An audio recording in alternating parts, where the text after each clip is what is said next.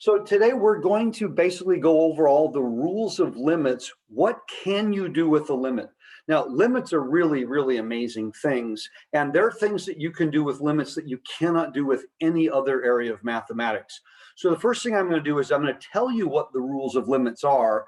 There are some beautiful proofs in the textbook that the author has done. So I'm not going to go through the proofs because he's illustrated them already. So if we said the following, the limit as x goes to a of f of x, let's say, is L, and the limit as x goes to a of g of x is m. L and m are just numbers. So let's suppose we have the following limits. We've already concluded these two statements are true, okay? They could be complicated statements, they could be very simple statements. So what are the rules of limits? How can you actually manipulate a limit? Well, the first rule is that if I said, what's the limit as x goes to a of the sum of f of x and g of x? It's L plus m. And so the first rule of limits in English is the limit of a sum is the sum of the limits. And this is so absolutely powerful, and this extends into many other areas of mathematics. There are actually two properties of limits that extend into other areas, and only two. So another way of thinking about this, if I wrote the following, if I said, I'll give you a simple example. The limit as x goes to 3 of x squared plus 2x.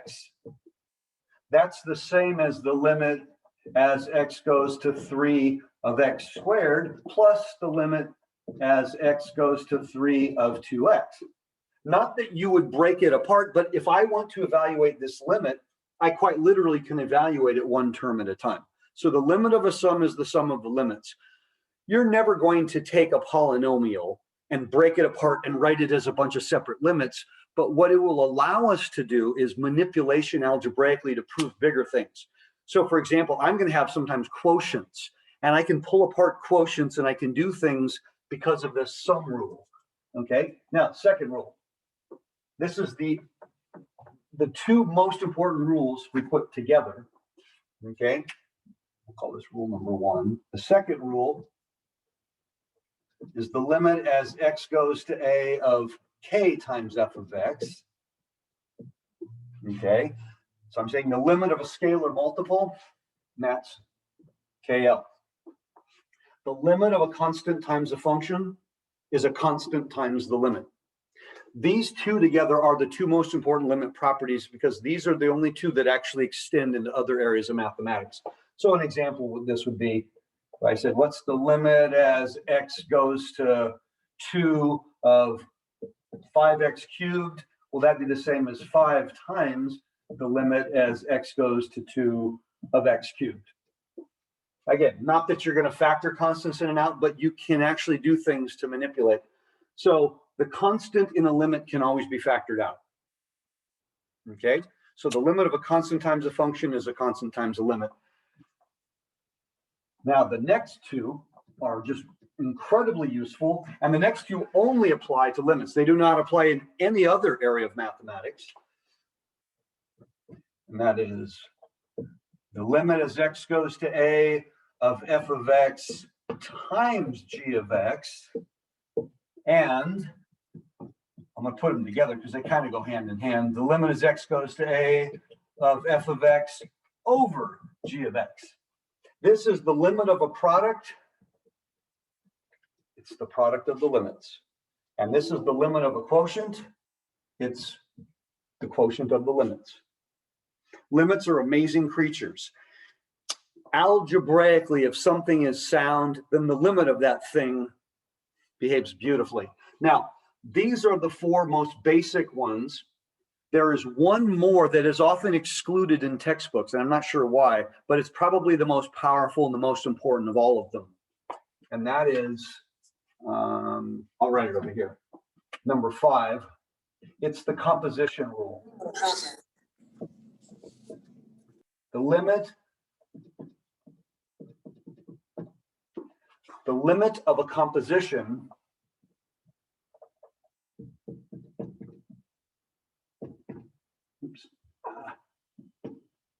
is a composition of the limit, meaning I can literally move the function on the outside. So I'm going to show you an example of that one. Keep it really simple. Most textbooks only give one example of that one. So if I said the limit as x goes to 9 of the square root of x, that's the same as the limit as x goes to 9 of x, and then I'm taking a square root of the whole thing. That's a very cool property. Okay, another one, let's use a trig function. I have the limit as x goes to 0, let's say, of the cosine of x. That's going to equal the limit as x goes to 0 of x, and then I'm taking the cosine of the whole thing. In other words, I'm moving the function to the outside. This is probably the most powerful of all of them, but you're not going to use this one as much. The sum and scalar multiples are going to be the most commonly used. Now, Professor Tan puts really nice, short, sweet, beautiful proofs of the first two, the sum and the scalar multiples.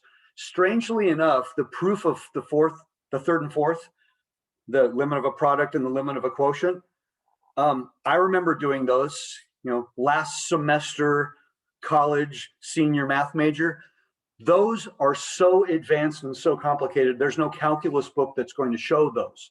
And in fact, I remember the terminology that was usually used when I was in school. In a calculus book, many, many theorems are presented. But in a calculus book, many theorems are not proved because the proofs of the theorems all basically require a math degree before you would even understand the proof. So the textbooks would tell you what the theorem was. They'll give you examples of the theorem, but then they might say things like, proof of this theorem is beyond the scope of this text, meaning you wouldn't understand the proof yet. In fact, in graduate school, I saw proofs of things that I had learned in really low-level math classes, and I went, oh, that's why it's true. But at the time I learned it, I wouldn't have understood the why, but I can demonstrate it. I can still execute. See, I'm going to give you a simple example. Everybody here knows the area of a circle is pi r squared. I mean, no, but that's not even a big deal. Could you prove it, by the way? Yeah, believe it or not, you're not going to prove that one until third semester calculus, because it's not possible mathematically to prove that until you get to Calc 3. Most of the geometric formulas involving circles and spheres require at least Calc 1. It's not possible to come up with the derivations any way other than calculus, yet you have no problem accepting things like the area of a circle or the circumference or the surface area of a sphere. Those, those since you were little kids. But the derivations and the proofs of those require much higher level math. So that's what I'm referring to. There's a lot of things that we can do and we can execute, but the formal proof, anybody who's ever worked with a matrix, you guys remember doing determinants? Yeah, those are so easy. I finally learned determinants in my first year of grad school at UCSD. There's not even a possibility I would have understood any part of a determinant until graduate school. You not only needed a math degree, you needed at least a year of a particular graduate math course, and you finally understood determinants. And went, oh, that's what's going on. Yet you learned determinants maybe in 8th grade. So that's my point. You can do things and execute things without always understanding the why. I'm pretty sure all of you, when you get in your car and you drive to the store later on today, you understand everything about a combustion engine and you could rebuild it from scratch, couldn't you? No, you just have to know how to drive the car. You don't have to understand how the car works in order to use the car. And math is kind of the same way. You don't always have to understand every single detail in order to execute. So today, I'm going to show you how to understand some of the details, the stuff that we can actually handle today. So these are the limit rules. The proofs of some of them are in the textbook, but not all of them. But the execution and manipulation of these, we're going to do all semester. So now I'm going to give you a couple of real simple rules that I want to follow. And the first one is,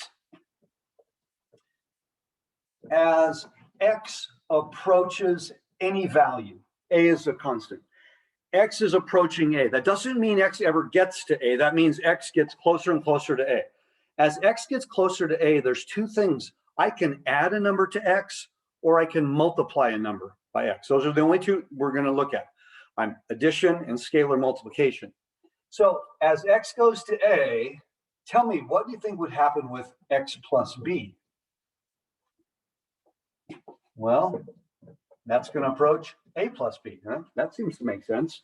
If x is approaching a number, then x plus another number will approach a plus the same number. This is absolute. This is pretty simple. I like to refer to these kind of statements as oh duh.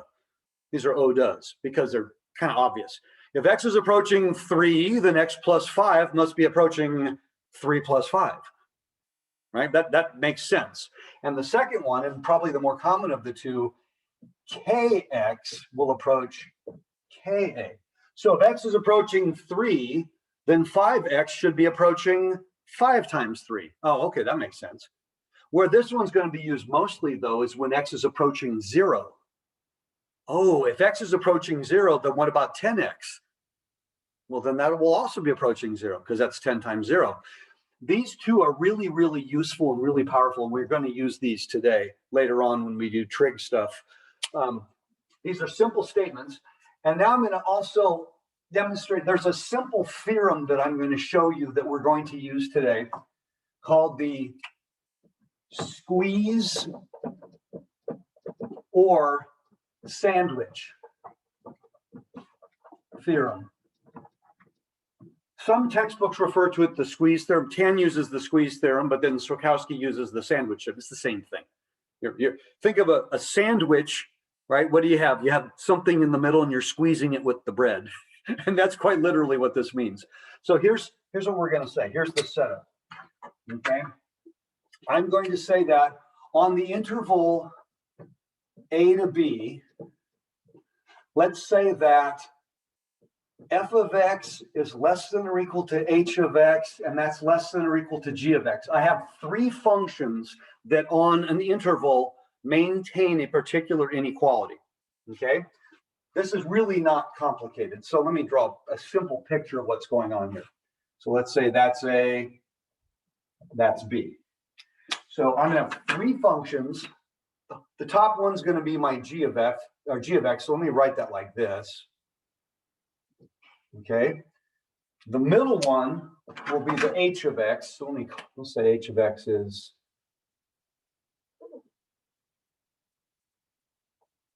and then the last one, the f of x.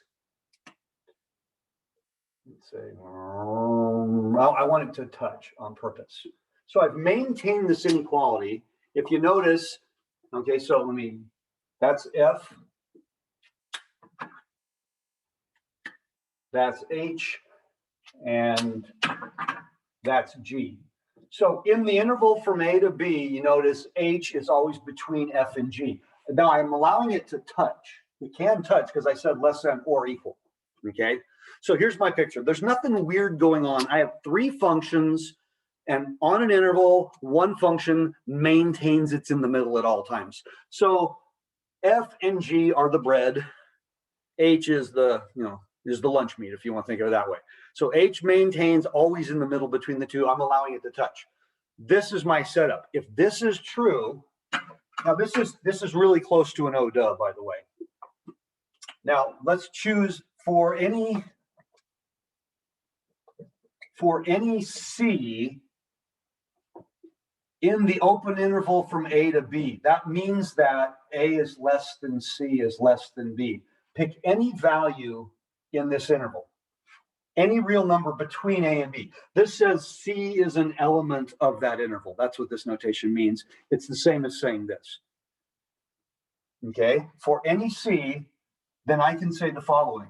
The limit as x approaches c of f of x is less than or equal to the limit as x approaches c of h of x, and that's less than or equal to the limit as x approaches c of g of x.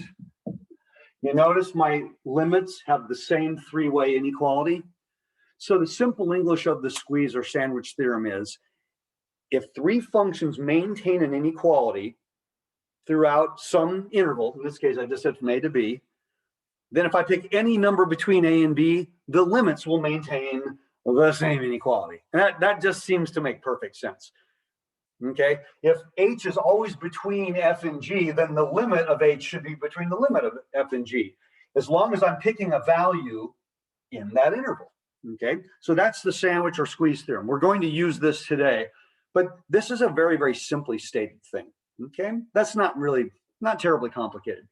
I don't know that I'd say it's an oh duh, but it's pretty close.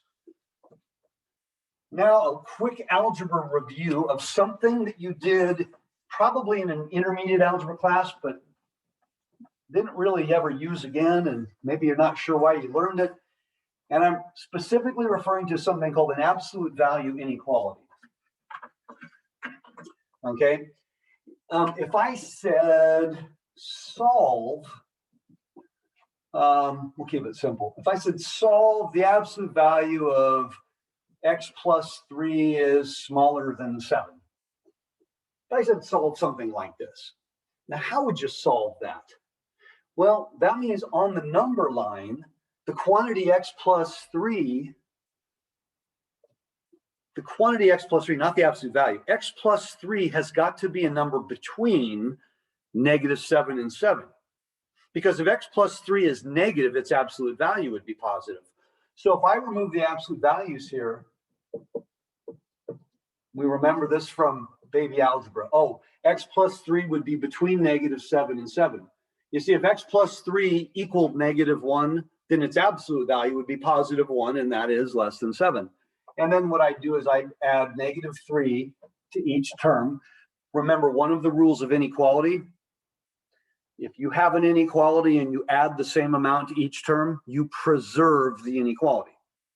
But if I add different amounts, I can't preserve the inequality. So if I am taller than one of you and we each grow 3 inches over the summer, then I'm still taller than one of you. But if I'm taller than one of you and I grow 3 inches and you go 12, then, all bets are off.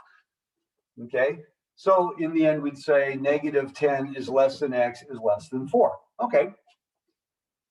And another way of saying it, we'd say then x is an element of the interval from -10 to 4. This is a more complicated way of saying it. I mean, this is totally okay also.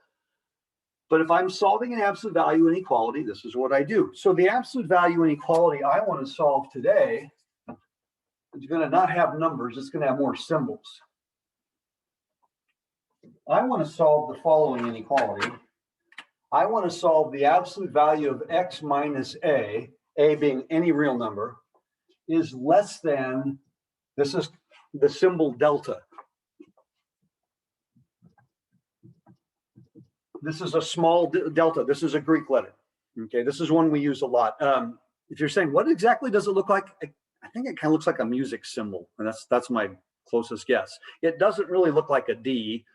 This is a small delta. A lot of you know that this, the triangle symbol, that's a capital delta, and we use that one a lot in calculus. So this is the small delta. I want to solve this inequality. Okay, and then I'm going to demonstrate what is actually taking place on the number line. Well, let's do the same thing we did a moment ago. We'd say then that negative delta is less than x minus a, and that's less than positive delta. Now, if I add a to each term,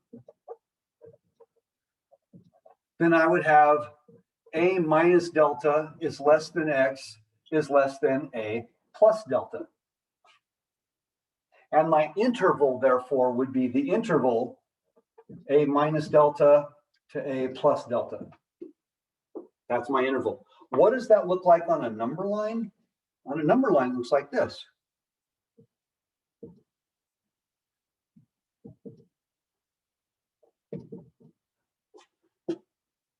Okay, I'm moving delta in each direction. Notice it's an open interval. Now, I'm going to give you some vocab here. We call this a neighborhood of A. When I take any real number and I add it and subtract it, I create an open interval.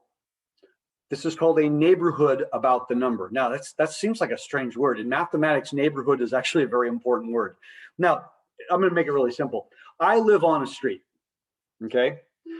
I have a house next to me on each side. And I can go a couple houses down on each side. I can go 3 or 4 houses down on each side. That's my neighborhood. I'm not considering across the street. Why? Because I live on a number line. See, we're talking a number line here. On a number line, if I go in each direction a finite amount, that creates a neighborhood. Okay, if I go a few streets over, that would not be a neighborhood. Now, what's interesting is we'd say this is a neighborhood of A, or we'd say it's a neighborhood of A with radius delta. Now that really seems strange. Radius? Wait a minute, where do you use the term radius? What two shapes? Anybody? Blurt it out. What two shapes do you use radius? Circles. Circles and Spheres. Yeah, 2 and 3 dimensions. You only use radius with circles and spheres. Why would I use the term radius? Well, remember, we're on a number line. Later on, like as in about 2.5 semesters in Calc 3, we come back to this and we do the same thing in 2 and in 3 dimensions. And then the term radius makes more sense. You see, on a number line, this is my radius. And I want you to understand this because the language we're using isn't going to change later, but the concept will, because we're going to expand into higher dimensions. So if I'm on a number line and I said this is a radius, well, what if this was in 2 dimensions? Oh, what if, actually, you know what? I'm going to redo this. I don't want that line going through there. Sorry. Let me do it this way. I was on the number line. Now what I want to do is just be out here. Okay. Now there's my radius about A. What if I'm in 3D?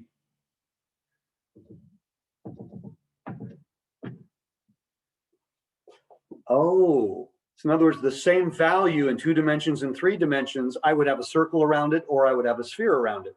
But on a number line, there's no circle and sphere because it's 1-dimensional. So if I go out a certain in each direction, what does a radius mean? Think of a radius of a circle. From the center of the circle, if you go out a distance of whatever the radius is in every direction, you will carve out a circle. If you're in 3 dimensions and I take a point in space and I go a certain distance in every direction, forward, backward, up, down, I will eventually carve out a sphere. Okay, that's what it means. A sphere is the set of points that are equidistant from a given point. That equidistance is the radius. A circle is the same definition, but just in 2 dimensions. And now we're on a number line. So what's the set of values that are equidistant? Well, there's only going to be 2 because I'm on a number line. Okay. So that's the idea. That's why we use the term radius. But the concept of neighborhood is the same in 2 dimensions, is the same in 3 dimensions. That's what's kind of cool. When we expand dimensions, and then when you really want to get whacked in higher dimensions, then you talk about higher dimensions than 3. You talk about multi-dimensions, and then it gets really crazy wild because you can't draw pictures anymore. You just have to do it conceptually. That's not that far away. In linear algebra, Math 254, which I teach, we work in what we call n dimensions, multi-dimensional spaces. We just can't draw pictures of things in higher dimensions, but we can easily do the math in higher dimensions. That's really not the issue. Now, with this said, I wanted you to get used to this type of notation because now we're going to start a proof. I'm going to introduce you to what's called the Epsilon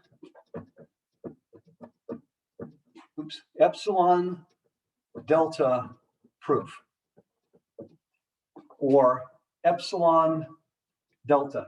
An epsilon is like a backwards 3. Okay, that's easiest way to remember it.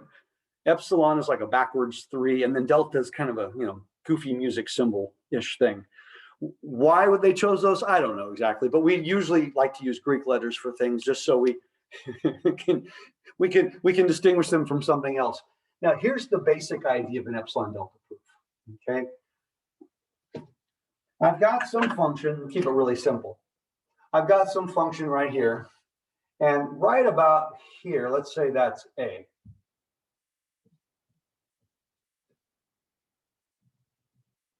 And let's say that's L. So in my picture, f of A clearly would be L. But let's suppose for a moment that maybe f of A doesn't even exist. Maybe there's a hole there. That makes it more interesting and probably makes it more useful.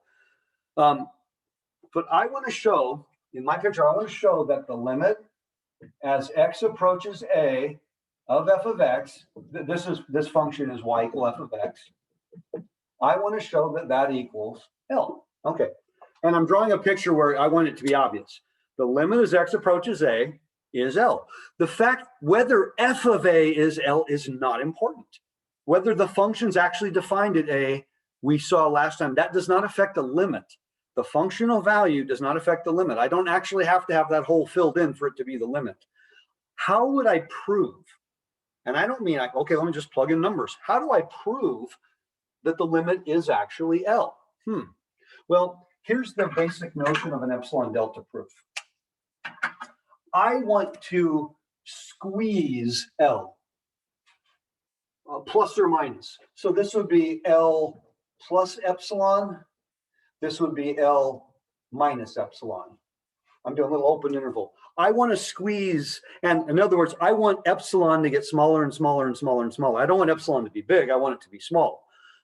If I squeeze L, I want to guarantee that there's a neighborhood around A, so that no matter how much I squeeze L, this neighborhood would still be within this. So in other words, if I extend this, maybe it extends, to here and here. This is inside, in other words. But all of you can see, if I keep squeezing L and I keep squeezing L and I keep squeezing L, eventually I might be inside of here. Ooh. I want to show if this is truly the limit, then no matter how much I squeeze this, this will always be inside of that. And this, by the way, is A plus delta, and that's A minus delta. So I have an epsilon neighborhood around L. I have a delta neighborhood around A. Now that seems kind of weird at first, because epsilon and delta we think of as constants. But if I said, okay, pick an epsilon and the epsilon, make it so small, make it 1 atom thick. I don't care how, make it small. I'm guaranteeing you that I can still get within there. But how can I do that if delta is a constant? How can I guarantee? Well, the simplest way is make delta be a function of epsilon. For example, delta could be 1/2 of epsilon, or delta could be the square root of epsilon. As long as epsilon gets smaller and smaller and smaller, delta will get smaller with it if I make delta a function of epsilon. Does that make sense? That you go, oh, okay. Now, how do you do that exactly? Well, I'm going to give you the formal, and then we're going to do a very specific. So the formal proof is, sorry, let me erase this. The formal proof is for all epsilon greater, for all epsilon greater than 0, that symbol means for all or for every. You can use words. I'm a math guy. I like using symbols. Okay. For this, okay, then whenever the absolute value of x minus a is less than delta,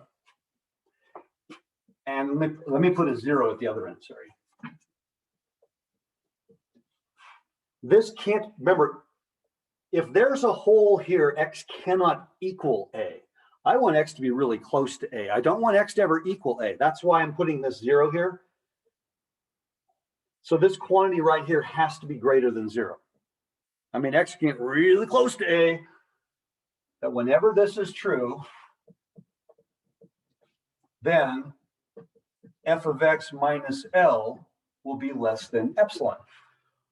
Whenever I'm within delta, it guarantees that I'm within here. No matter how I squish this, I can guarantee it. Now, this is what the proof's going to end up looking like. In general, if I just grabbed a random function, a parabola, a square root function, a sine wave, the algebra of an epsilon delta proof would be mind-numbing. It would actually be really, really, really difficult. So I'm going to walk you through an epsilon delta proof of a linear function, a line, because the algebra of a linear epsilon delta proof is absolutely trivial. There's no part of it in any way that's difficult, but it'll help you understand what the heck you're saying.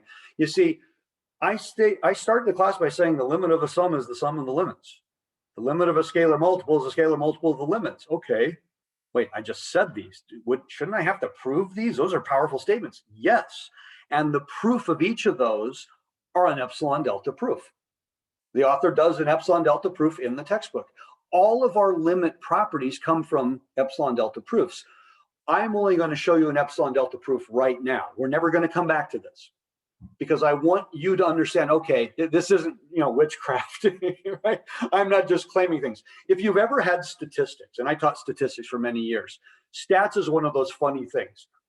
There's a lot of people around the world that think you can prove anything with statistics. You can prove false things with statistics. You can make the statistics lie. Well, no, you can't. You can try to deceive, but you can't make numbers lie. I mean, statistics is used to prove things because you're using evidence, you're using data. But it does feel like, I used to like to start my stats class by saying, it's proven that 93.7% of all statistics are made up on the spot. I would say things like that because I made it up on the spot. So people with stats, they don't always trust the results, but you actually can. But in something like this, when you're doing a limit, you cannot prove a false statement is true. That is not possible. Okay, so if a limit wasn't true, you can't prove it's true. So there's no danger of an incorrect conclusion. So I'm going to walk you through a very simple problem from beginning to end so that you have this structure. You're going to write me an epsilon delta proof on the next quiz, on the quiz of this, and you can simply copy my structure. Every textbook has usually a really good property, epsilon delta property. So I want to prove that the limit as x approaches 3 of the quantity about 4x minus 5. Now, what do you think this limit is? The limit as x approaches 3 of the line 4x minus 5. I think we all agree the limit should be 7. That seems reasonable. So we're going to prove it. I want to choose something that you already believe that and you already know is true. Okay, how do I now prove this? You say, well, I can just plug in a number. No, plugging in a number tells me the functional value. I want to prove this limit is true. Maybe there was a removable discontinuity. So the proof has 2 parts.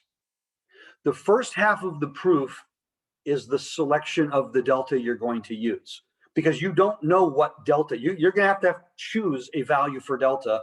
Then when you write the proof, it's basically going to be almost the same stuff in reverse. So we start the problem this way.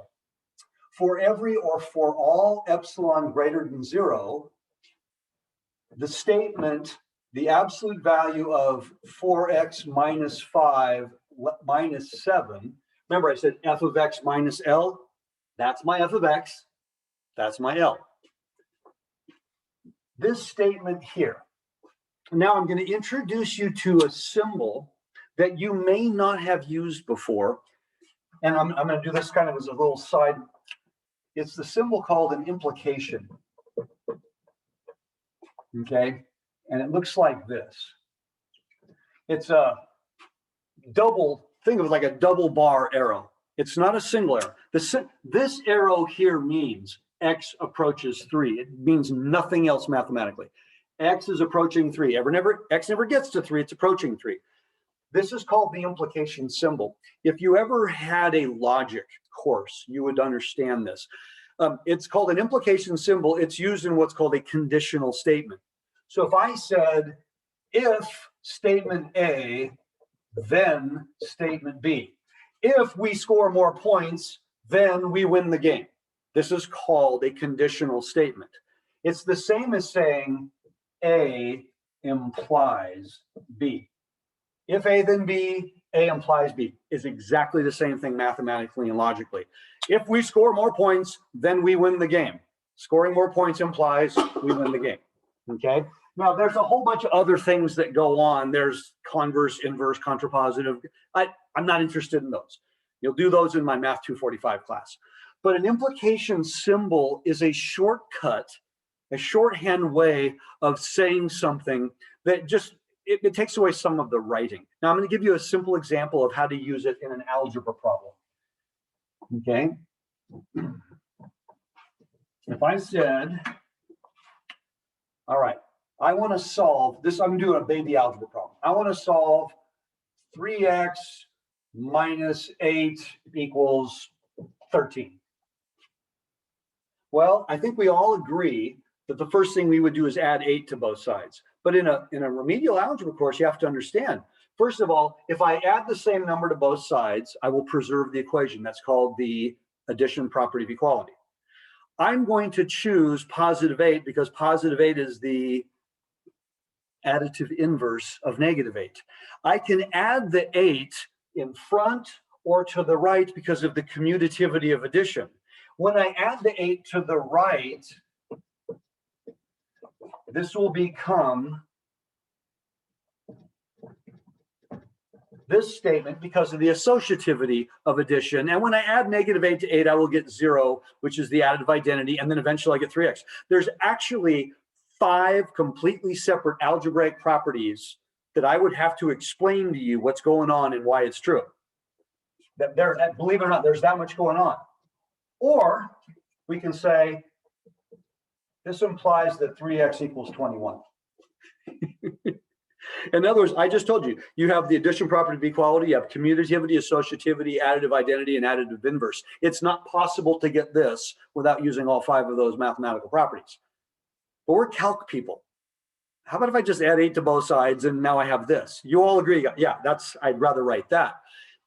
This says the truth of this statement implies that this is true also. And I think we all agree. If this is true, then this is true. You notice I'm not putting an equal sign because 13 doesn't equal 21. That doesn't make any sense whatsoever.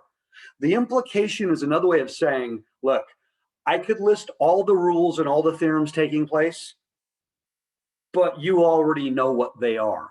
So using the implication, I'm not joking, using the implication is saying, I'm going to give you the benefit of the doubt that you know the why. Now, if I was doing something really complicated, I would not use an implication. I would actually state the theorem that I'm using because the reader might not see the obvious conclusion. This is arithmetic. You see the obvious conclusion. I don't need to go through the 5 properties. And by the way, now I'd have to do the same 5 properties here. Multiplication property of equality, commutativity, associativity, identity inverse. But if this is true, would you agree that implies that x equals 7? If that's true, then that's true? Yeah. So the implication is saying if this is true, then this is true, and you understand why I don't really need to lay out the details. So we really like the implication symbol in mathematics because the implication symbol, I don't want to say it's a cop-out, but it is. It gets us off the hook for giving all of the explanations. In the Schwakowski text, he does one example of an epsilon delta proof, and he formally states all the mathematical properties used at each step, which is correct mathematics. I know professors I work with who say, no, you're going to solve this problem. You're going to state every mathematical property you used along the way, which means that to go from here to here, you actually stated 10 things. No joke. 10 properties were used to go from there to there because he wants the students to really understand what's going on. But I think we can get lost in the process if we do that. We kind of miss the point, the bigger picture. So in an epsilon delta proof, the implication symbol is used in lieu of giving all of the algebraic explanation as to why something is true. So the truth of this statement implies 4x minus 12 is less than epsilon, because all I did was combine like terms. I took off the parentheses, I added -5 to -7, and I got -12. That's what I physically did. I don't think I need to explain that to you. I think you can see that that's what just took place. So I'm using an implication symbol, so I'm not stating all the mathematical properties. Now it's a little bit trickier. This is a property of absolute value. The absolute value of A times B is equal to the absolute value of A times the absolute value of B. This is always true because A or B could either one of them be negative, couldn't they? But that means you can factor out in an absolute value. I would like to factor out the number 4. Not -4, I want to factor out a +4. So if this is true, And by the way, normally you think of this as just one line, not vertically. You're writing a sentence. You're basically giving me a description. You're writing a story. So that's why we don't do this vertically. I'm saying if for all epsilon greater than 0, the truth of this statement implies the truth of this statement, which would imply that 4 times x minus 3 in absolute value. Okay, everybody see what I did? I factored out a 4. Now, the next one, this is critical. You all know the addition and multiplication properties of equality. That's how you solve linear equations. If I add the same quantity to both sides of an equation, I preserve the solution. That's why we add the right things. If I multiply both sides of an equation by the same value, right, I also preserve the equation. That's how we get to that last step. But is that necessarily true for inequalities? Ooh. If I have an inequality and I add the same thing to both sides, I do preserve the inequality. But if I multiply the same thing on each side, do I preserve the inequality? Only if that quantity is positive. Remember that? Oh, so if I multiply an inequality, if I multiply both sides by a negative, that reverses the inequality, doesn't it? We're going to use that later on today. Oh, so the multiplication rules of inequality are a little more strict. I want to multiply both sides by positive 1/4. If I multiply by positive 1/4, I will not change the inequality's direction. This would imply that x minus 3 is less than, you can say 1/4 epsilon, or you can say epsilon over 4. It doesn't matter. Okay, now I want you to stop. We're halfway done. How come we're halfway done? What was the structure I said that you were looking for? I said you were looking for the structure x minus a is less than delta. Right? As x, remember the original problem was this. The limit as x approaches a of f of x equals L. This is what I'm trying to prove. I needed this statement at some point. X is approaching 3. Do you notice something? I have x minus 3. That's exactly what I needed. I have x minus my a. If I do the problem right, I am guaranteed to have x minus this at some point along the way. I absolutely need something of this form in order to finish this problem. And remember I said we have to select a value for delta. But if we can make delta a function of epsilon, that would make our life so much easier. You notice what I got here? I've got x minus a is less than, why don't I choose that as my delta? If I choose delta to be 1/4 epsilon, then no matter how big epsilon is, delta will just be 1/4 of that. And remember, I said it has to work for every conceivable choice of epsilon. Okay. So this is why a linear proof is usually pretty clean, because there's no part of this that's really complicated. So now, one of the most important statements of my proof, we are going to choose delta to equal 1/4 epsilon. You're not solving.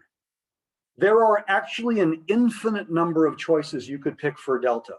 If you picked anything smaller than this, that would also work. There's an infinite number of choices for delta. I'm going to choose delta to be this value. Okay? Now we're going to start the actual proof. The first half was to create the selection of delta. Now we're going to write the proof. And the proof starts like this. Then, whenever, and by the way, the language, the verbiage, everything I'm doing, everybody should be mirroring it exactly, right? We don't want to get creative here. Whenever 0 is less than x minus 3, and that's less than delta, this would imply that x minus 3 is less than 1/4 epsilon. How come? Because we said delta is going to be 1/4 epsilon.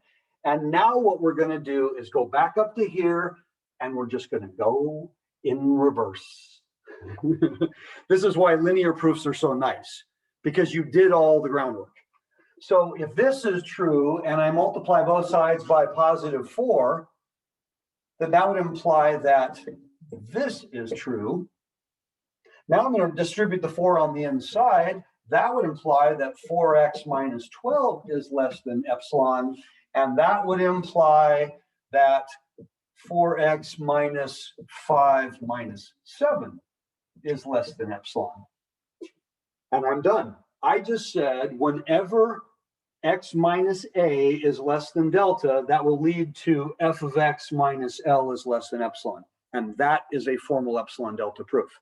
I know it seems like I'm a little hand waving in magic. It's because I chose a linear function, and algebraically linear functions are always easy. They're always clean. They always work.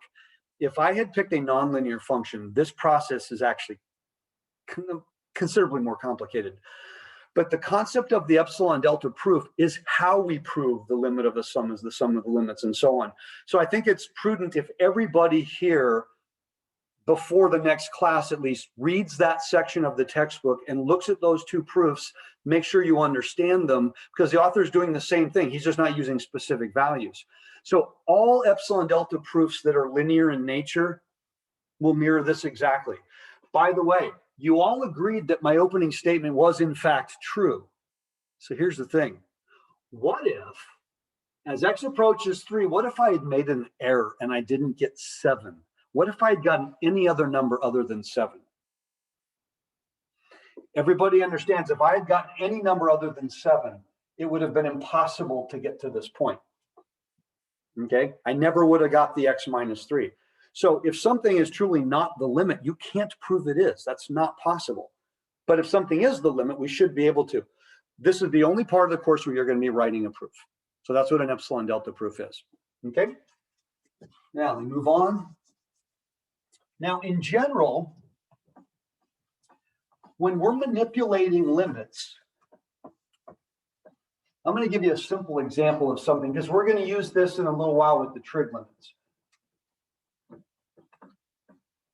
And the trig limit part is not abstract at all. It's very applied. Let's suppose I have the following statement. Let's say I have the limit as x approaches 2 of some function is 5, and f of 2 is 10. What exactly would that mean to you if I said something like that? Well, let me find 2, 5 would be, okay. And okay. So I have some function, okay, here's my function. Here's my y equal f of x.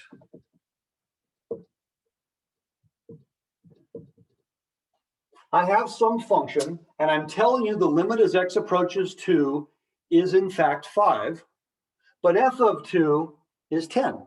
So I have a removable discontinuity at the point 2, 5, and I just for fun, I filled it in somewhere else. So if I were to define this, this clearly would be a piecewise function, okay? F of x looks like this everywhere except for 2, and then it's here. Okay, this is not that exciting, this is not that interesting, but I want you to see that a functional value has no effect whatsoever on a limit.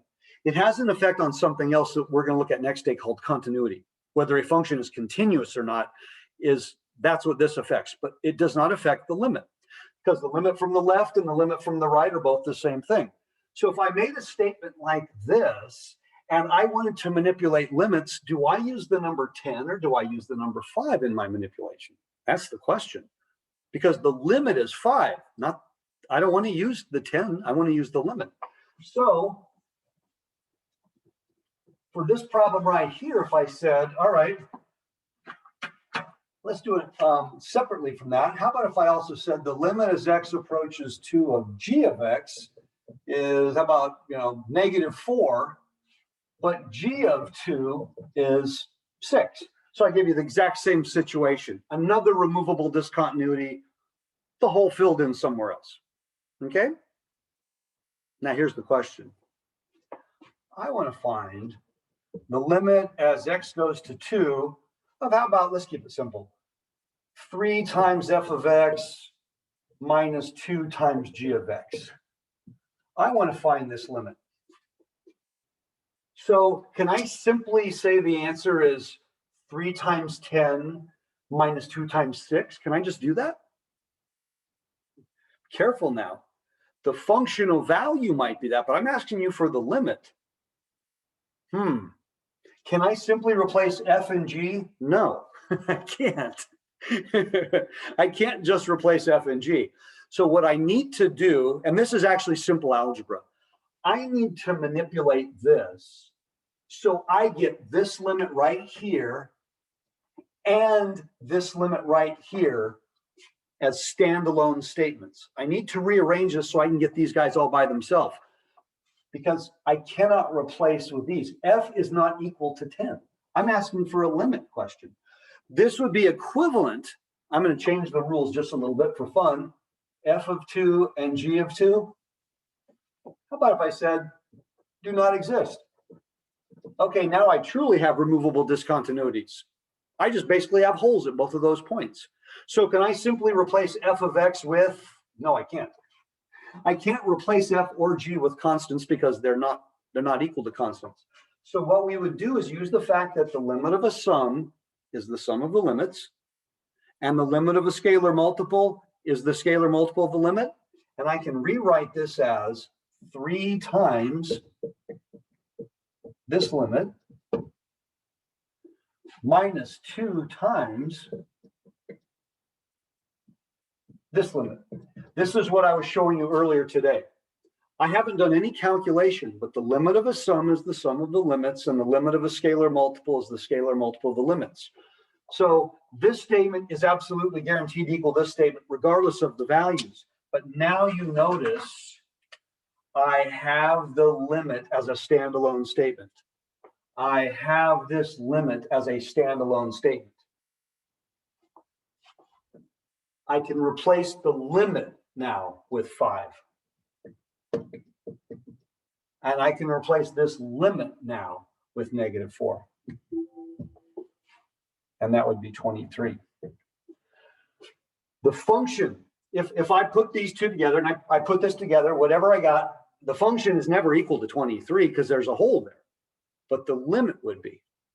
So that's kind of cool mathematics right there. This is manipulation of limits using some of the rules we did earlier. We're going to do a lot of this type of stuff over the next couple of weeks because it's how we're going to derive results in functions and things. All right, so now we're done with the truly abstract part.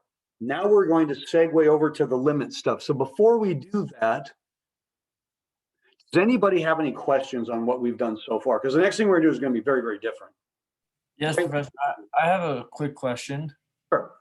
I'm a little confused as to why you replaced the limit f of x and g of x with 5 and 4. Because I started by giving you that this limit is 5 and that this limit is -4. And so when I got it as a standalone statement, you see, I can't replace it right now. I know the limit of f of x. I don't know the limit of a multiple of f of x. I know exactly this limit that was given. I can't do anything yet. But the moment I got this by itself, this is 5. Does that make sense? Perfect. Yeah, that makes more sense. Now, here's where you got to be very careful. And by the way, this is the question of the day. I cannot replace f and g with numbers because f and g are not constants. F is some function that's all over the map. F never, by the way, f never is 5. At no time is f ever 5. Its limit is 5. Remember, we think of the whole. We never got to that point. That's the only y value we never got to. F is never 5. G is never -4. So I cannot replace these with constants. But the limits I can replace with constants because those were given at the beginning. That's why I say it's a little bit tricky, but we get out of trouble by manipulating the limits. And we're going to do a lot of that now with trig stuff. So. Professor, I've got a question, please, as well. Did I erase it? No, you're good. You're good. Thank you. What was the purpose, please, of us trying to wrap our heads around the epsilon delta proof? Because I'm giving you a simple linear proof. And part of it is, okay, if a limit is true, how do I know it's true? Is there an actual, litmus test that has to pass to say, absolutely, it's guaranteed? I did a limit as I approached a constant of a simple function, but what if I was talking about infinities and all sorts of weirdness? The epsilon delta is considered the formal way of proving something true for limits. So I was demonstrating it to you, so then you could also follow in the textbook, the author does the proof of the limit of a sum is the sum of the limits for any functions. So when we start manipulating, what I just did here, what I just manipulated this, I partially erased it. How do you know that? I mean, how do you know this is valid, what I just did? Because we can prove the limit of a sum is the sum of the limits, and we can prove the limit of a scalar multiple is the scalar multiple of the limits using an epsilon delta proof. It's the only way it can be done. I was showing you a really simple version of an epsilon delta, so you could actually see the inner workings of the algebra. But in general, epsilon delta proofs are far more complicated than what we did. I just gave you the simplest one that exists. So you can say, oh yeah, if this is true, then this is true, and hey, we got our thing, because I want you guys to be able to understand why the limit properties are actually true. You're never going to have to prove them. So you're essentially proving the mathematical integrity of something before we go and apply it. Beautiful. Yeah, I couldn't have said that any better. Here's a problem that a lot of folks have with mathematics, and I am a faith-based person. That's true, but I don't take any part of mathematics on faith. No, you got to show me. You got to prove to me. If you told me something was true mathematically, I said no. You got to prove that one. I don't know that I believe it, because if you're just accepting everything mathematical at face value and you're not actually thinking and analyzing, I'm not saying somebody's lying to you, but then you're just saying, okay, I accept everything, but how do I actually know? And I'll give you an example. Math 121 and 122, that's our business calculus sequence. Not only do they do no limits whatsoever, every formula is told to you. You don't derive it or prove it, and you just use it. You have no idea where it came from or why it's true, you just do. But if you did math and science this way, okay, guys, just accept these results. You don't need to see where they come from. It'd be like a chemistry lab. We're not going to do the lab today. I'm just going to tell you what the results are when you mix these things together. No, I need to discover this sometimes on my own. So I like the term you use. Everything we do in this class, we will develop and derive. I am never going to tell you what the results are. You're going to see it, because there's one thing, and I don't say this lightly, you have to believe something. If you just accept it and you don't believe it, there is a problem with that. Now, I'm going to stop recording for just a second because Professor, I have a kind of a silly question. Oh, I love silly questions. It's kind of embarrassing. What does this symbol, this mean? Oh, sorry, hold on a minute. Let me go back to. My apologies. No, always. Okay, where are you? Oh, that's element. Okay. The element symbol. Now, I'm glad you asked that. That's a good question. In mathematics, we love using symbolic notation. And I always want you to ask if you're not totally sure, because you can understand the big picture, but if I'm using a symbol that you're not totally sure of, you can mess everything up. This is an epsilon, backwards 3. This is an element. So if I said, for example, I have a set of things, I'm going to keep it really simple, A, B, and C. A is an element of that set. That's all it is. This actually goes back to low level, like 6th, 7th grade, you learned this type of stuff. It's called set notation.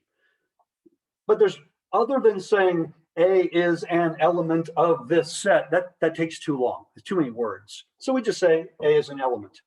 But I do want to make sure you guys understand, these are completely different symbols used completely different ways. This is actually just a Greek letter. This is a word, is an element of. That's what it's short for. I've introduced this symbol today, for all, and we're going to introduce other symbols that these mean the same in all contexts, in all classes that it's used. So you're going to get used to symbolic notation, because basically it means you can write things faster. It's sort of like math shorthand, okay? Now, we're going to do a very powerful geometric proof in a moment.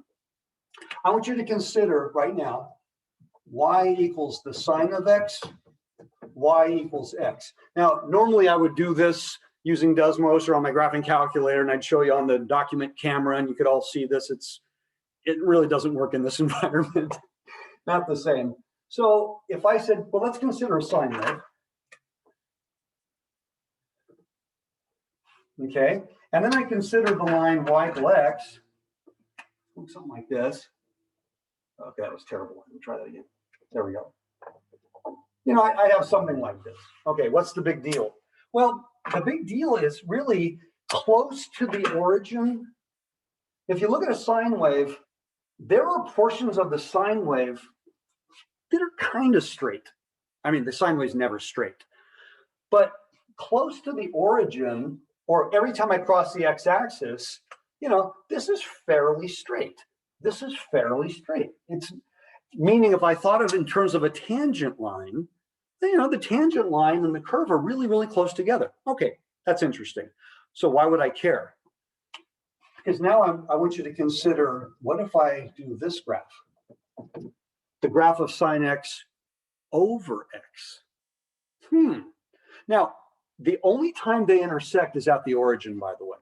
They never intersect anywhere else. They intersect at the origin. But if I chose really, really, really small values, okay, and I put small values into there, I'd notice that the sine of x and x are really, really similar at small values, okay? The sine of, by the way, you'd have to be in radian mode, but the sine of a really small number is really close to the really small number. So I'm interested in this quotient. So if I do that quotient, and again, I do this on my graphing calculator, it will look something like this.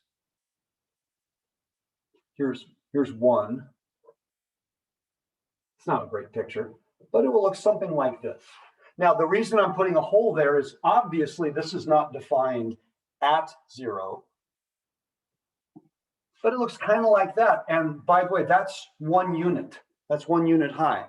So if I did this on a graphing calculator or use any computer technology, I would get a graph that looks something like that. I wouldn't see the hole, remember? And if I start zooming in and I get closer and closer, eventually I'm going to see a horizontal line. I'm going to see the line y equals 1.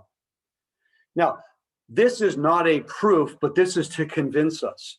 So now the question that I would have is, what if I took the limit as x approached 0 of sine x over x? What if I took that limit? Now, this is not a proof, but if I were to graph sine x over x and I kept zooming in, I would see it looks like it's 1. It's not getting weird. There's no break in the graph. There's nothing weird going on. Remember, you can never see the hole because the hole is 1 point. But most of us would say, you know what? Based on the graphic evidence, I think this limit might actually be 1. And then if you got out your calculator, I mean, William asked me this question last day. If I start messing around with numbers really close to that, that can sometimes help convince me of its truth. Now, that's not how you get an answer, but sometimes it helps convince us. Remember, I said, if you don't believe it, we have a problem. So I want to prove this. But how would I prove this? Well, the way I'm going to prove it is using geometry. I'm going to use geometry and the Squeeze Theorem. Okay, so let me come up with a picture in a moment. Okay. All righty.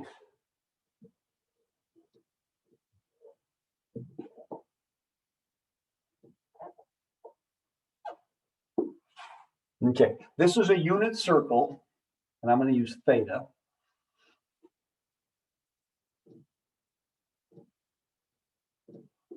All right. Now, I want to fill in what I know.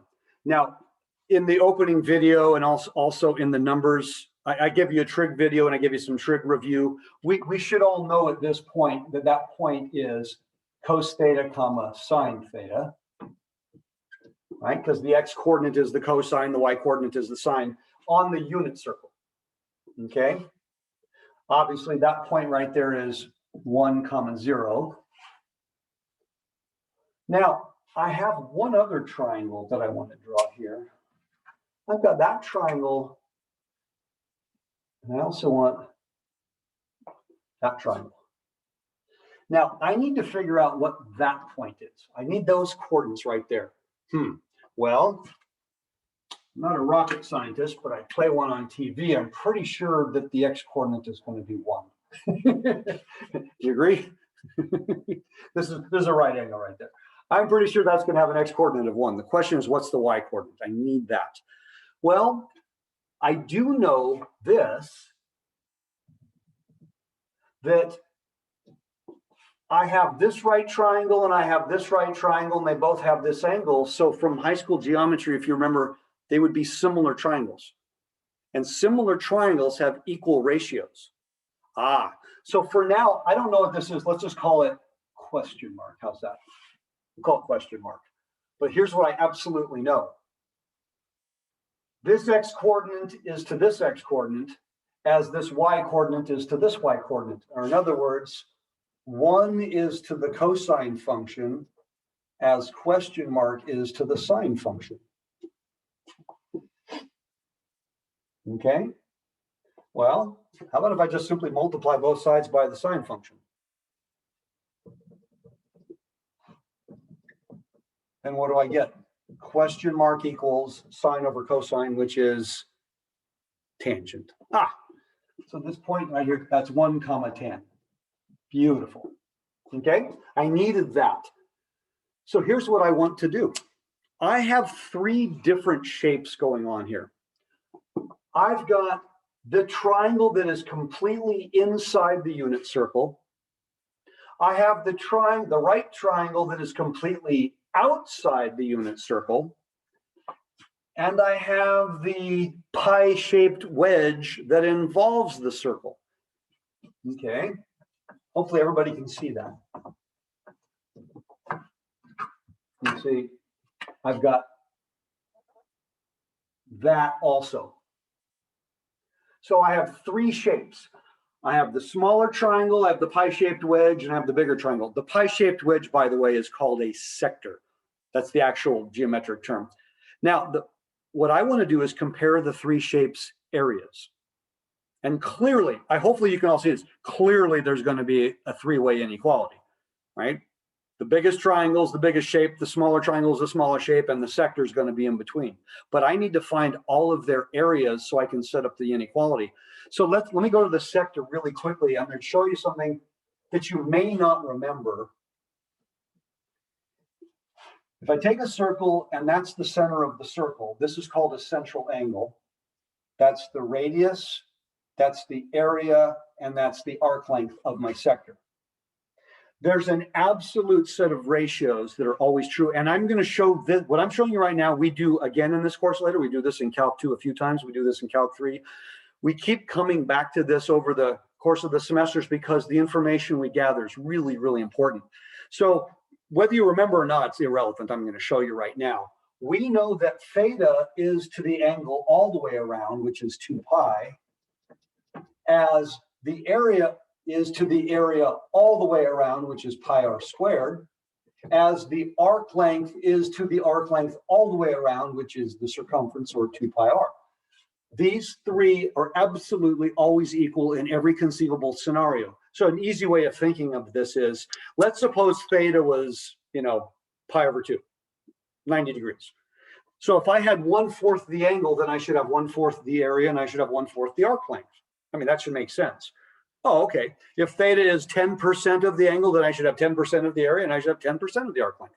I have 3 equal ratios. But when I put those 3 equal ratios together, if I use any 2 of them, I get what's called a proportion. A proportion, by definition, is 2 equal ratios.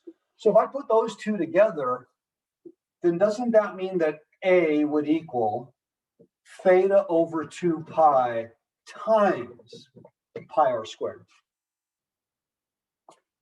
And if I simplify that, that would mean that the area is 1/2 r squared theta. By the way, this is a powerful geometric formula. The area of the sector of a circle is 1/2 r squared theta. Now, just to make sure we're convincing ourselves, what if I used theta to be all the way around? What if theta were 2 pi? That's the angle all the way around. If theta were 2 pi, then wouldn't this produce pi r squared? And that's the area of the whole circle. So we know that we did something correct. So the area of a sector is 1/2 r squared theta. And what do I know about triangles in general? Isn't the area of any triangle 1/2 base times height?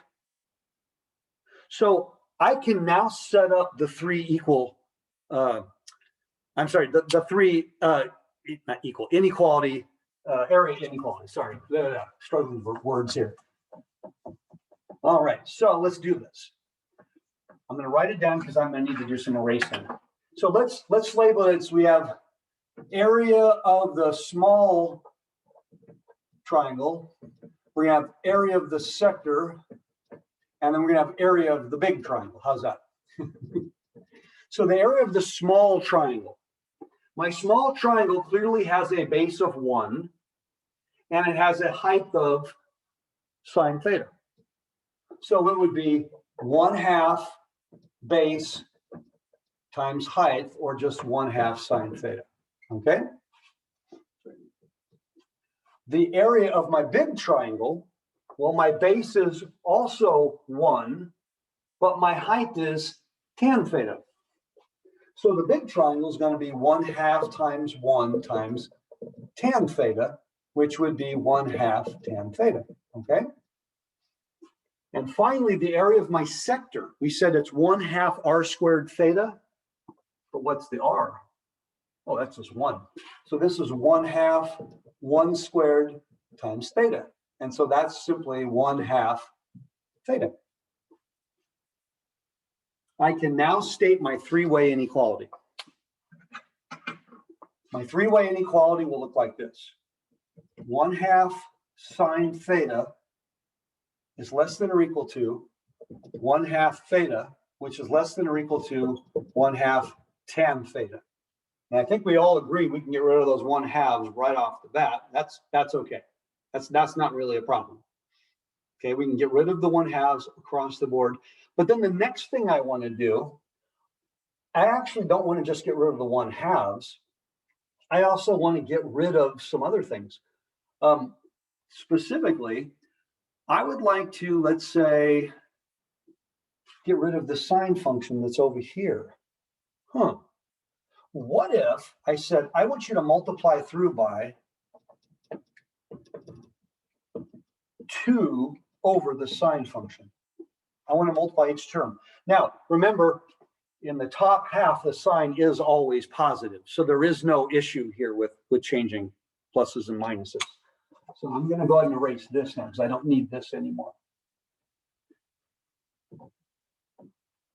You're going to like this. This is because there's nothing complicated that I'm doing. And once we established this, we're pretty good. Now I want to multiply every term by this, which is a positive quantity. So in the first case, that would give me 1. In the second case, it would give me theta over sine theta. And in the third case, remember, tangent is sine over cosine. So in the third case, it would just give me 1 over cosine, which of course is the secant function, but I'll leave it like that for a moment. That's not exactly what I want. I kind of want the sine on top, don't I? So now I'm going to show you something else. This is, again, an algebra property that you may or may not have been familiar with. Okay? I have a good question. Yes. When you did the inequality of 1/2 sine theta is less than or equal to 1/2 sine or 1/2 theta, how did you figure out that it was smaller than the 1/2 theta? Oh, go back to the picture. This is the area of the small triangle. This is the area of the big triangle, and this was the area of the sector. Oh, okay. That came directly from my picture. Yeah, I didn't just come up out of the blue. These were each the exact areas that we calculated for anything in the first quadrant there. And they're technically, you could say these are strict inequalities, but we have to allow theta to be 0 or to be pi, in which case, then they would be equals.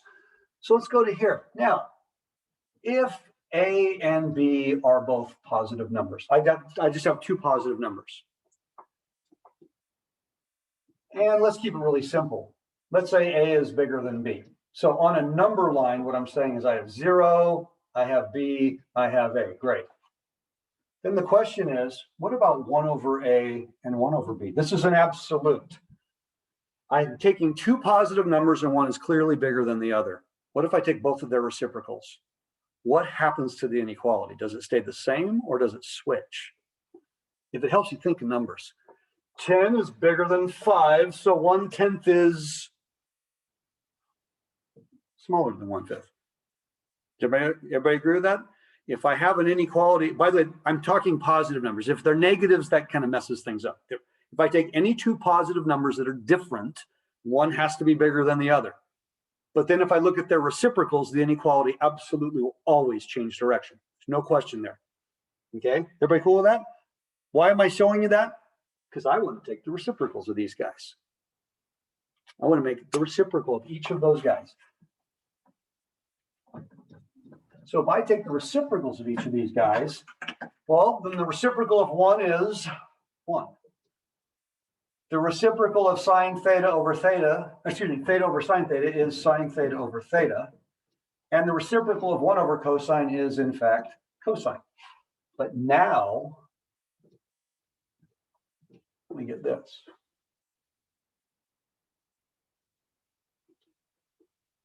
If it helps you mentally, then you can always do this. If you don't like the order, we'll go to this, and that's true. Now, everything above the x-axis, this is a true inequality. I want to know, what is the limit as theta goes to 0 of sine theta over theta? This is the question that I wanted to ask. Before I said sine x over x as x goes to 0. It doesn't matter what symbol I use as long as I'm using the same symbol. I would like this limit. Well, how the heck am I supposed to take that limit? It's clearly an indeterminate form. It's clearly the form 0 over 0, but unlike last day, I can't factor and cancel anything, can I? Everybody understand? I cannot factor and cancel. So what do? Oh, wait a minute. I have a three-way inequality that I know is always true between 0 and pi. I can use the squeeze theorem, can't I? See, I don't know what this limit is, but I do know the following. I absolutely know the following. The limit as theta goes to 0 of the cosine of theta is less than or equal to the limit as theta goes to 0 of sine theta over theta. Let me get rid of some of this. And that is less than or equal to the limit as theta goes to 0 of the number 1. Now, one of the nicest limit properties there is that the limit of a constant is the constant. If I thought of a horizontal line, y equals a number, then all limits will produce that number, won't it? I'll never get a different number. So although I don't know what that is, as theta goes to 0, that's approaching cosine of 0, which is 1.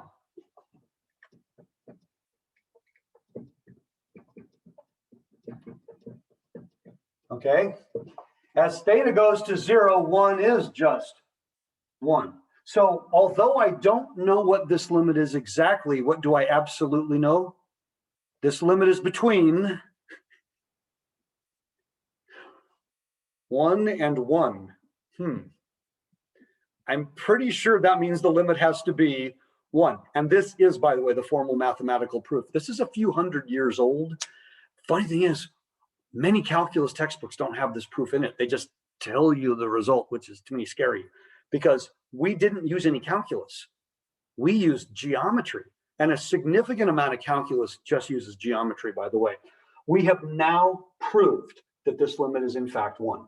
And from this day forward, this is going to be a mathematical identity. You never have to prove this again. I'm going to write it down. The limit as theta goes to 0 of sine theta over theta is 1. Now be mindful, Sine theta over theta is never 1 for any value of theta. There is no value of theta where this is ever equal to 1. No. The quotient is never 1. The limit is 1, and we don't want to get those confused. Remember my picture with the graph? They only intersect at one point, and they only intersect when the angle is 0. So no, this is never 1. We just proved this limit is 1. Now, there are only 2 trig limits that we actually need to know. This is the most important. And in all of the limit world, this is often considered the most important. And if it's not the most important, then it's certainly top 2. We're going to look at one later on in the course that's also important. So now the next one I want to do, the limit as theta goes to 0 of 1 minus the cosine of theta over theta. This is the other extremely important limit result that we need to prove. But I don't need to do this one geometrically at all. No. I can do this one just using trig properties. Now remember, the limit of a product is the product of the limits. I can manipulate and rearrange things. But I know this limit. I don't know this. Can I get from something that looks like 1 minus cosine to something that looks like sine?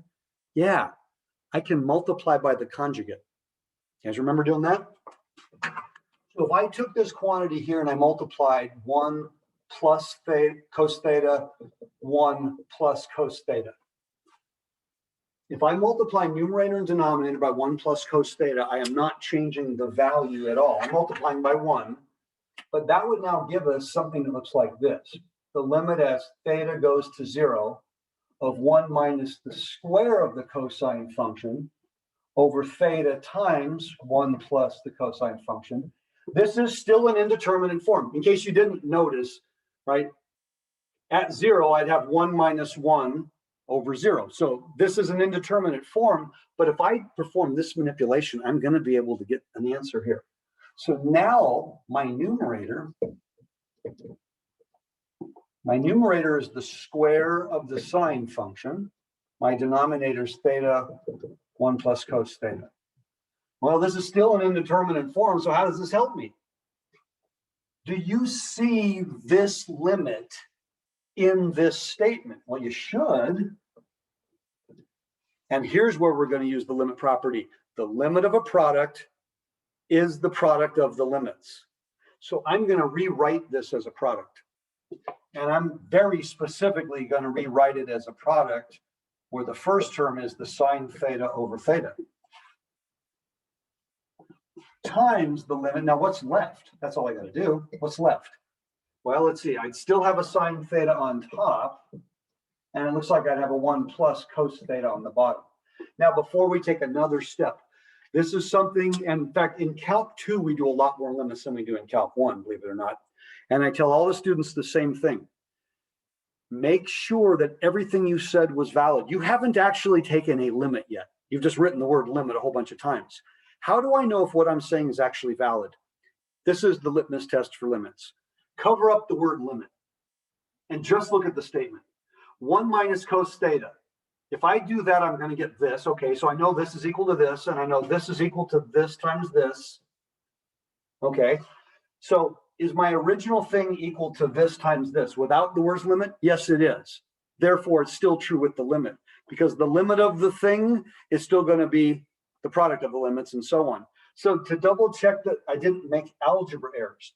Now, this quantity here, I know that is equal to 1.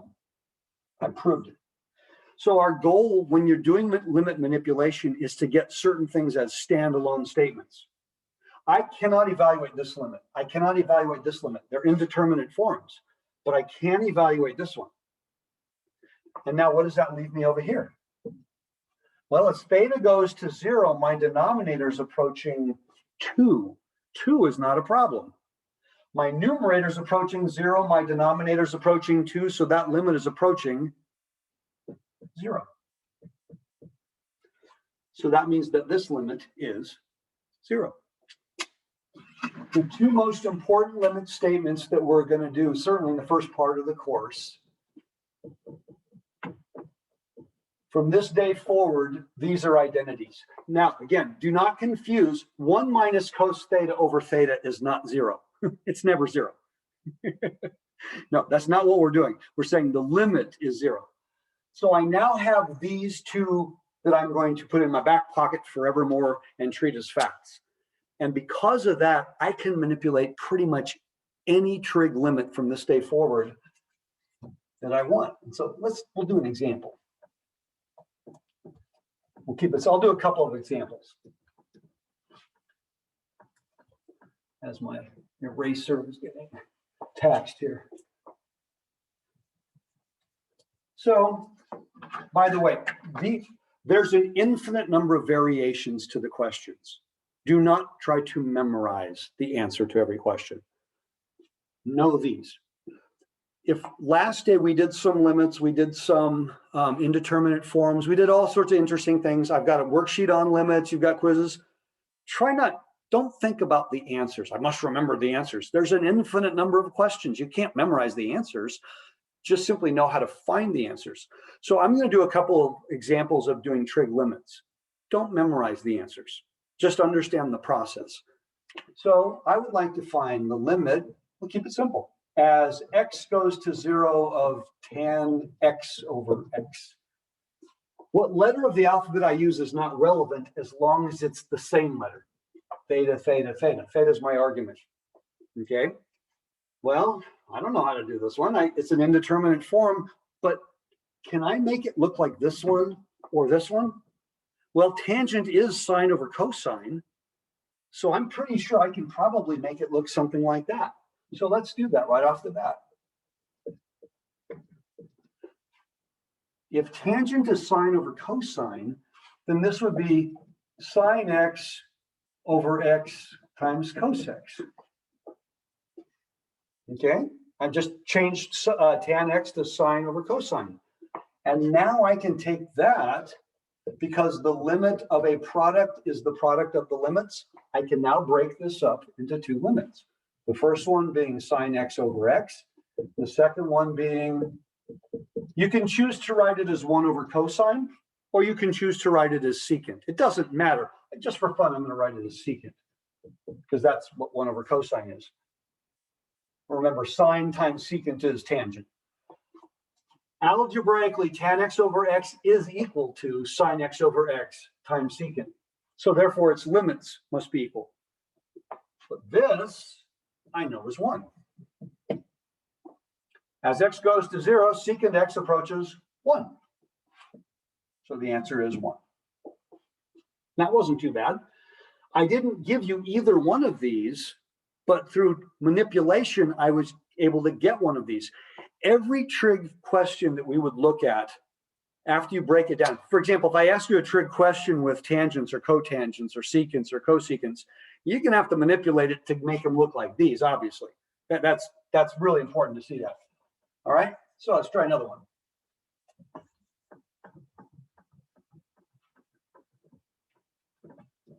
Oh boy, running out of room here. All right, not room, sorry, running out of clean space. How about I want the limit as t goes to 0 of the sine of 4t over t. Okay.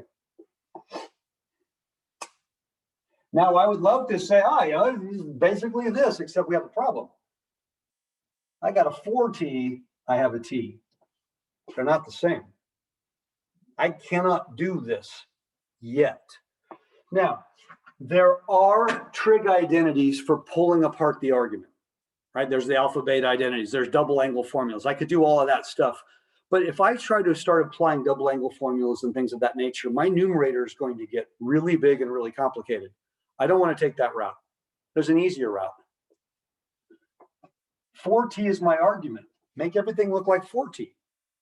How am I going to do that? Well, what if I start by doing something like this? There's kind of an oh duh there, isn't there? If I just multiply top and bottom by 4, now my bottom is 4t. That's exactly what I needed it to be. But what do I do with this 4? The limit of a constant times a function we showed is the constant times the limit. So I'm going to take that 4 and I'm going to bounce it to the outside.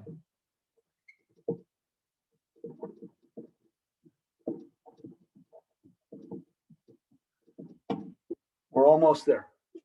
We're almost there. Does anybody see why we're not there yet?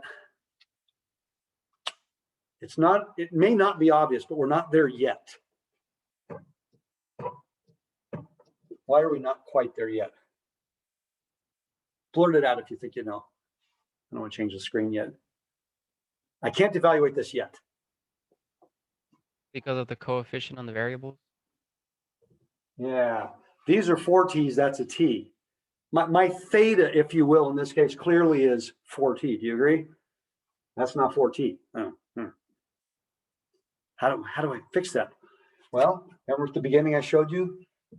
As t goes to 0, what's happening to 4t? It's going to 4 times 0, isn't it? That's what I showed you at the very beginning of class when it came to approaching. If t is approaching 0, then 4 times t is approaching 4 times 0. Oh, by the way, 4 times 0 is still 0. So we've got it. Let me erase that. So I can say that this quantity is equal to 4 times the limit as 4t approaches 0 of the sine of 4t over 4t. I can't just pretend. No, I have to have this be a 4t because my argument has to be the same in all 3 positions. But as t, see, for example, what if I said t was approaching 1? I couldn't say 4t was approaching 1. That would not be true. If t was approaching 1, then 4t would be approaching 4. But t was approaching 0, so 4t is still approaching 0. Now can I evaluate? Yes, I can. That's my theta. This is the limit as theta approaches 0 of sine theta over theta. That's 1. Oh, and I have a 4 in front. Beautiful. Very, very nice. So hold on one sec here. I want to show you something.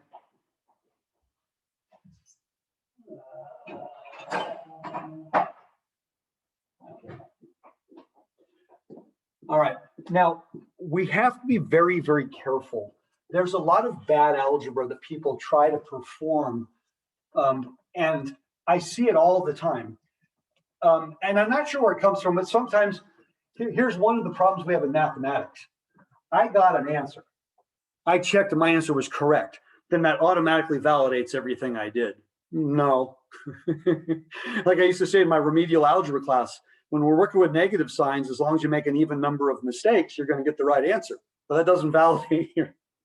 So if you're doing something that's not valid and you're getting the right answer, that means that you got lucky in that case. That doesn't justify. I've seen people do this. Don't do this ever. I see this one all the time, by the way. I see this all the time. This is absolutely false.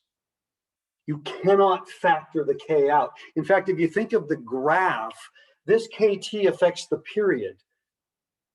This k affects the amplitude. These graphs aren't even similar. They're not even close. If I tried to evaluate, no, you can't do that. But so what if I did that on the last problem? It would have worked. It's never going to work again for any other problem. No, there's certain things you can't do. So I'm going to show you. A student made me this mug many years ago, or actually found this mug because this is one of my favorite mathematical identities. You see, if certain things are valid, can everyone see what that says? Sine x over n is 6.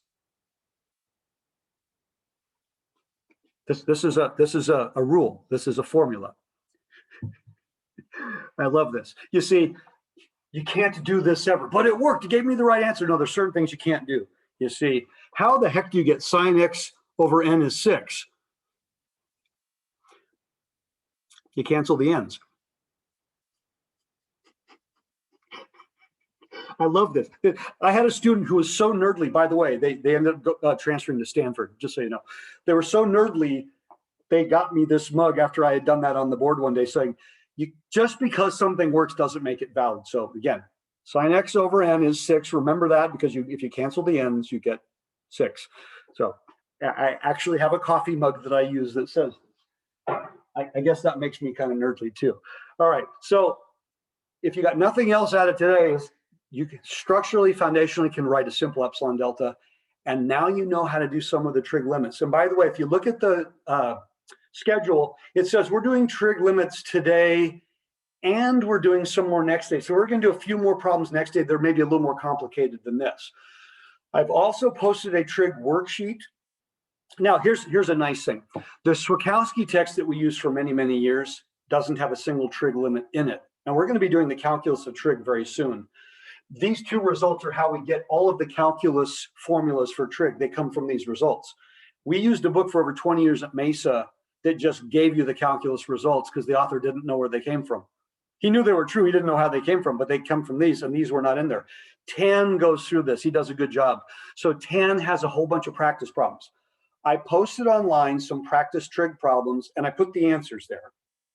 But I've also got a video where I work the problems out. Please don't watch the video first. Here we got it. Try the worksheet problems, and I gave you the answers. Try the worksheet problems on your own, then watch the video, because I go through each problem. Everybody got that? I did that. That's just for extra practice. Because of all of the things that we do, of all the calculus that we'll ever perform, the thing that gives people the most trouble is usually the trig. The algebra doesn't give people trouble in general. In a calculus class, at the end of every semester, when I ask the students, what was your biggest weakness, either coming in or leaving, it's always the same answer. It's always the trig. If you're in a calculus class, you probably have really good algebra skills. You wouldn't have made it this far. But the trig skills are the one thing that most people don't feel absolutely comfortable with, and that's okay. But I put some stuff out there for you. I've got a video, I've got some extra notes.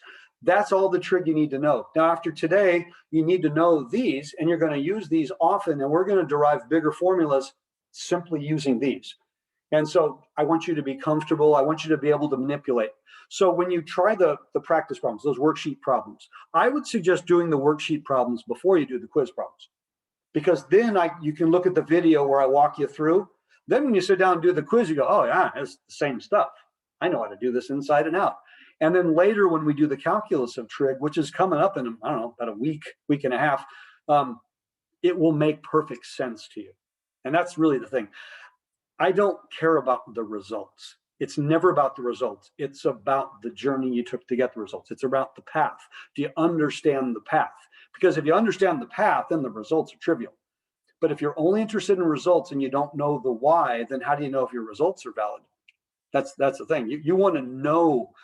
You want to know. Anyway, I will stop there.